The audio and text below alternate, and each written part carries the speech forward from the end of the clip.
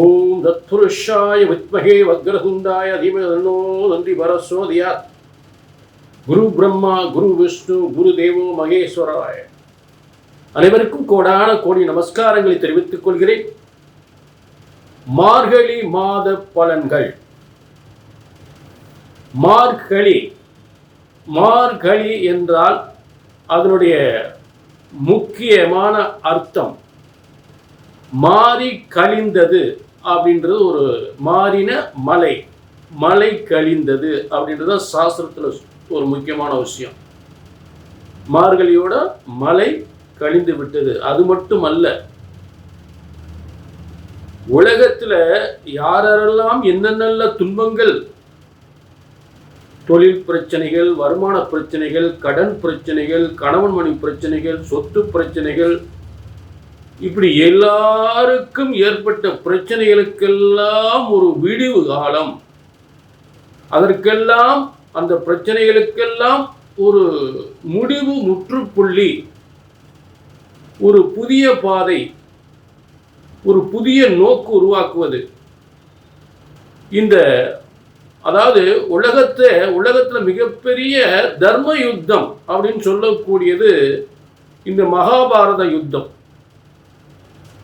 அந்த மகாபாரத யுத்தம் முடிவடைந்தது இந்த மார்கழி மாதம்தான்.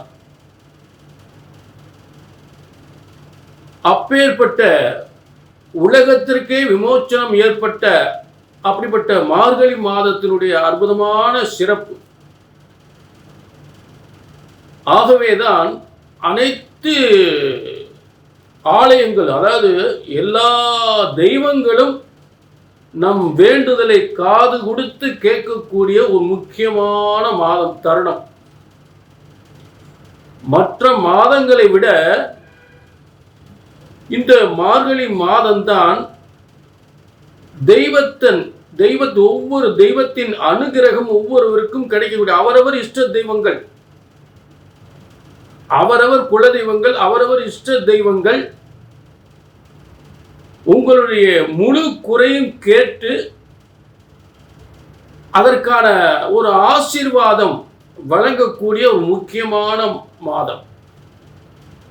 பாரத போரில் பீஷ்மர் அம்புப்படுகையில் இருந்து உத்தராயண காலம் என்று சொல்லக்கூடிய தை பிறக்கணும் அப்படின்னு சொல்லக்கூடிய அந்த தை பிறக்கும் போதுதான் அவர் இஷ்டப்பட்ட மாதிரி அவர் உயிர் விடணும் அப்படின்னு அவருடைய ஆசை. ஏன்னா பீஷ்மர் அவர் மனசுல நினைச்சாதான் அவர் உயிர் விட முடியும். அப்படிப்பட்ட மகாபாரத யுத்தம், தர்ம யுத்தம் வெற்றி அடைந்து பீஷ்மர் அம்பு படகில் இருந்து உத்தராயண காலம் தை மாதத்தை எதிர்கொண்டிருக்கக்கூடிய ஒரு சிறந்த தெய்வீக மாதம். அத்தனை ஆலயங்களும் மார்கழி மாதம் அந்த 4:30 to 6 அற்புதமான உச்சிகால பூஜை என்று சொல்லக்கூடிய அனைத்து பூஜைகளும், 6 கால் பூஜை என்று சொல்லக்கூடிய அனைத்து பூஜைகளும் ஏற்படும். எல்லா ஆலயங்களுமே அந்த மார்கழி மாதம் ஏன் அதிகாலை, அந்த காலத்தில் வீட்டுக்கு பஜனை வரும் அப்படின்னா அதுக்கு காரணம் அவ்வளவு முக்கியத்துவமான மாதம். அப்போ அந்த மாதத்தில் இப்போ இன்னொரு விஷயம், தர்ம யுத்தம் நடந்ததுன்னு சொன்ன பார்த்தீங்களா? அப்போ இந்த மார்கழி மாதம் சூரியன் எங்கே இருக்காரு அப்படின்னு பார்த்தீங்கன்னா தனுசுல. அப்போ ஏன் அதாவது ஒவ்வொரு கிரகமும் காரணத்தோடு தான் ஒவ்வொரு கிரகம் ஒரு இடத்துல அமர்கிறது என்றால் தெய்வத்தினுடைய விதி, பிரம்மனுடைய விதி. அப்ப உலகத்திற்கே ஒளி தரக்கூடிய, உலகத்திற்கே நன்மைகள் தரக்கூடிய சூரியன் அந்த மார்கழி மாதம் எங்க இருப்பார்? தனுசுல. இப்ப தனுசுல அத்தனை கிரகங்களுமே இங்க வந்து உட்கார்ந்துரும் இந்த மார்கழி மாதம். ஆக இந்த மார்கழி மாதம் அந்த தனுசுடைய அடையாளம் என்ன? அம்பு பாதி, அதாவது அந்த குதிரையில் பாதி உடல் அந்த மனிதனுடைய உடல், பாதி உடல் வந்து அந்த குதிரையினுடைய உடல். அம்பு விடுவது போல் யுத்தம். அப்ப அந்த யுத்தம் என்பது மகாபாரத யுத்தம் என்பது மார்கழி மாதம் நடந்திருக்கிறது. எப்படிப்பட்ட அருமையான ஒரு ஒரு உண்மை பார்த்தீங்களா? அப்படிப்பட்ட உங்களுடைய தர்ம யுத்தம் வெல்லக்கூடிய ஒரு மாதம். சரி, ஆக இப்ப எல்லா ராசிக்குமே இந்த மார்கழி மாத பலன்களை நாம் தொடர்ந்து, அதாவது அருமையாக பார்க்க போகிறோம். ஒவ்வொரு ராசிக்கும் அற்புதமான மார்கழி மாத பலன்களை பார்ப்போம். சரிங்களா? இது திரும்பவும் சொல்ல பொதுவான பலன். உங்கள் தனிப்பட்ட ஜாதகத்தில் தான் நீங்கள் என்ன சாதிக்க போகிறீங்க, இப்போ என்ன செய்ய போகிறீங்க, உங்களுக்கு என்ன தசாபுத்தி நடக்குது, இந்த தசாபுத்தினால் உங்களுக்கு என்னென்ன யோகங்கள் ஏற்படும் அப்படின்றத உங்கள் தனிப்பட்ட ஜாதகம் மட்டும் தான் சொல்லும். சரிங்களா? கீழே நம்பருக்கு நோட் பண்ணிக்கலாம், ஒரு அப்பாயின்மெண்ட் வாங்கிக்கலாம். மார்கழி மாத பலன்கள். கன்னி ராசி நேயர்களே, உங்களுக்கான மார்கழி மாத பலன்கள். மார்கழியினுடைய முக்கியத்துவமான ஒரு விஷயங்களை ஏற்கனவே ஆரம்பத்திலே சொல்லிட்டேன். இப்போ இந்த மார்கழி மாத தொடக்கத்தில் உங்களுக்கு குருபவன் ஒரு 6 நாள் மட்டும் லாபஸ்தானத்தில் 11ஆம் இடம் வெற்றி ஸ்தானம், லாபஸ்தானம், பொருளாதார முன்னேற்ற ஸ்தானம் அப்படின்னு சொல்லக்கூடிய இடத்துல இருக்கார். சரி, இப்போ இந்த பின்னாடி போகிற அதனால் என்ன அப்படின்னா, ஒரு உத்தியோகத்தோட மாற்றம், இதை விட ஒரு முன்னேற்றம் கிடைக்கும். கவலைப்படாதீங்க. திரும்ப என்னாச்சு, புத்தாண்டில் திரும்ப உங்களுக்கு லாபஸ்தானத்தை வரப்போறார். புத்தாண்டில் அது புத்தாண்டினுடைய விரிவான பலன்களை பார்க்கலாம். இப்போ மார்கழி 6ல் 10ஆம் இடத்துக்கு திரும்ப போயிடுறாரு. இப்போ இருக்க 11ஆம் இடமும் உங்களுக்கு மிகப்பெரிய வெற்றி தான். நல்ல லாபங்கள், பொருளாதார முன்னேற்றங்கள் எல்லாமே நல்ல சிறப்பாக இருக்குது. அப்போ கன்னி ராசிக்கு அடுத்து என்ன முக்கியமாக கவனிக்க வேண்டியது அப்படின்னு பார்த்தோம்னா, உங்களுக்கு 2ஆம் அதிபதி சுக்கிரன் மார்கழி 7ல் 2ஆம் இடம், கன்னி ராசிக்கு 2ஆம் இடம் மார்கழி. அந்த 2ஆம் இடத்து சுக்கிரன் என்ன பண்ணுறாரு அப்படின்னா 4ஆம் இடத்துக்கு போகிறார். 4ஆம் இடத்துல ஏற்கனவே சூரியன் செவ்வாய் 2 பேர் இருக்காங்க. சூரியன் செவ்வாய். அப்போ சூரியன் செவ்வாய் அதாவது சூரியன் 12ஆம் அதிபதி, செவ்வாய் பூமிகாரகன்.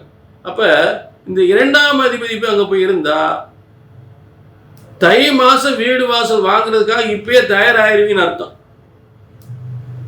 ஒரு தொழில் தொடங்குவதற்காக 2ஆம் இடம் வாக்கு, கல்வி, வியாபாரம், வருமானம். வாக்கு, கல்வி, வியாபாரம், தொழில் அப்படின்னு சொல்லக்கூடிய ஒரு அமைப்பு. அந்த 2க்குரியவர் போய் என்ன பண்ணுறாரு, 4ஆம் இடத்துல உட்கார்றாரு. 4ஆம் இடம்னா பொதுமக்கள் ஸ்தானம், ஒரு காம்ப்ளெக்ஸு, ஒரு சூப்பர் மார்க்கெட்டு, ஒரு வியாபார ஸ்தலம், ஒரு கல்விச்சாலை, ஒரு கல்லூரி, இப்படி சொல்லக்கூடிய ஒரு இடங்கள் தான். அப்போ இது சம்மந்தமாகலாம் தொழில் பண்ணுவீங்க. அதுக்கு தையில் ஆரம்பிக்கிறதுக்காக, இல்லை 2026 ஆரம்பிக்கிறதுக்காக இந்த கிரகங்கள்லாம் தயாராகிட்டு இருக்கு. அப்போ அதுக்கு நீங்கள் ஆயத்தம் ஆகிட்டீங்கன்னு அர்த்தம். இந்த கிரகங்களை போய் உட்கார்ந்தாலே உங்கள் மனசில் உட்காருதுன்னு அர்த்தம் இந்த விஷயங்கள்லாம். அப்போ மேலே புதன் கல்விச்சாலைக்குரிய, வியாபாரத்துக்குரிய புதன் அங்கே உட்காந்துற. புதன் யாருன்னு கேட்டிங்கன்னா எஜுகேஷன் துறையை சேர்ந்தவர், கம்யூனிகேஷன் துறையை சேர்ந்தவர். Communication, education. புதன் வியாபாரி. அனைத்து விவசாய பொருட்களுக்கும் புதன் சம்மந்தப்படுவார். மளிகை பொருட்கள், அதேமாதிரி ஸ்டேஷ்னரி, நோட்டு, பென்சில், பேனா, இந்த மாதிரி ஒரு பிள்ளைய படிக்கக்கூடிய சமாச்சாரங்கள், பிள்ளைகளுடைய ஆடை ஆபரணங்கள், இதுக்கெல்லாம் புதிய தொழில் உருவாக்குறதுக்கு தயாராகி கிரகங்கள்லாம் தயாராகுது.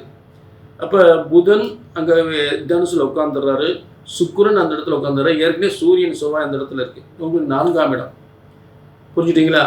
அப்போ 4ஆம் இடம் வாகன யோகம், வீடு மனை வாகன யோகங்கள், சொத்து யோகங்கள், இதுக்கெல்லாம் ஒரு நல்ல ஒரு அதுக்கான ஒரு வழி அதுக்கான வழிகள் உருவாகுது. அதுக்கான நல்ல நேரம் உருவாகுது. அதுக்கான விஷயங்களை சந்திக்கக்கூடிய நிலை ஏற்படும். இதெல்லாம் வெற்றி பெறக்கூடியது 2026 தையில் இதெல்லாம் வெற்றி பெற. அதுக்கான ஆயத்த பணிகள் தயாராகிட்டு இருக்கு. நீங்கள் தயாராகிறீங்க, உங்கள் மனசில் ஏற்படுது. புரிஞ்சுட்டிங்களா? தொழில் தொடங்குறதுக்கோ, இல்லை சொத்துகள் வாங்குறதுக்கோ, இல்லை உயர்கல்வி படிக்கிறதுக்கோ, இப்படியெல்லாம் பல நல்ல காரியங்கள்லாம் 2026 அதை செய்யணும், இதை செய்யணும். ஏன்னா மார்கழி 17 2026 பிறக்க போகுது. அப்போ அந்த 2026 பலன்களை நம்ம விரிவாக பார்க்க போகிறோம். 2026 பலன்களை புத்தாண்டு பலன்களாக தெளிவாக பார்க்க போகிறோம். அதில் தெளிவாக பார்ப்போம். இப்போ அதுக்குள்ள கிரகங்கள் எப்படி உட்காருன்ற விளக்கத்தை மட்டும் கொடுத்துக்கிட்டு இருக்கேன் மார்கழியில். புரிஞ்சுட்டிங்களா? மார்கழிக்கு அப்புறம் தை, அதுக்கு இடையில புத்தாண்டு பிறந்துடுது. எல்லாமே சிறந்த யோகமான காலம் எதிர்காலம் வந்துக்கிட்டு இருக்கு. அதற்குரிய பலன்களை நம்ம அதில் பார்க்க போகிறோம். இப்போ மார்கழி என்ன கிரக மாற்றம் அதைத்தான் புரிஞ்சுட்டீங்களா? அப்போ அடுத்து உங்களுக்கு கன்னிக்கு 6ஆம் இடத்துல வழக்கம் போல் சனி பகவான் இருக்கிறார். சனி ராகு 6ஆம் இடத்துல சனி ராகு இருப்பதனால் ஒரு தொழிலில் நல்ல ஒரு முன்னேற்றம். ஏன்னா ஆட்சி பெற்ற சனியால் தொழிலில் அதிகாரத்துவம், உத்தியோகத்தில், அதே நேரத்தில் மாமன் வழி உறவுகளில் இதெல்லாம் நன்மை என உறவுகளில் ஏற்படக்கூடிய பிள்ளைகளுக்கு நல்ல கல்வி இதெல்லாம் ஒரு கொடுத்துட்ருக்கோம். ஒன்றும் பிரச்சனை இல்லை. சில பேர் பிள்ளைங்க வெளிநாட்டில் போய் வருமானம் பார்க்கலாம். இப்படிப்பட்ட நிலையெல்லாம் கொடுக்கும். சரிங்களா? இதுதான் இந்த மார்கழி மாதத்தில் உங்களுக்கு ஏற்படுகின்ற கிரக மாற்றங்கள். அடுத்து நம்ம புத்தாண்டு பலன்களையும் சிறப்பாக நம்ம பார்க்க போகிறோம். இது நல்ல கவனிங்க. இது பொதுவான பலன். நீங்கள் 2024 என்ன சாதிக்க போகிறீங்க அப்படின்றத உங்கள் தனிப்பட்ட ஜாதகம் மட்டுமே சொல்லும். உங்கள் வெற்றி உங்கள் ஜாதகம் தான், அதில் மாற்றமே இல்லை. நீங்கள் என்ன செய்ய போகிறீங்கன்றது உங்கள் ஜாதகம் மட்டும்தான், அதில் மாற்றமே இல்லை. இது பொது, கோடிக்கணக்கான பேருக்கு பொதுவாக சொல்லுது. சரிங்களா? ஆக உங்களுடைய தனிப்பட்ட ஜாதகத்தை பார்க்கணும், கீழே நம்பருக்கு நோட் பண்ணிக்கங்க, ஒரு அப்பாயின்மெண்ட் வாங்கிங்க. மீண்டும் ஒரு நல்ல நிகழ்ச்சியை சந்திக்கும் வரை உங்களிடமிருந்து விடைபெறுவது 18 சித்தர்களும் முனிவர்களும் உருவாக்கிய சித்தர் வாக்கு ஜோதிடர் பாலச்சித்தர். நன்றி, வணக்கம்.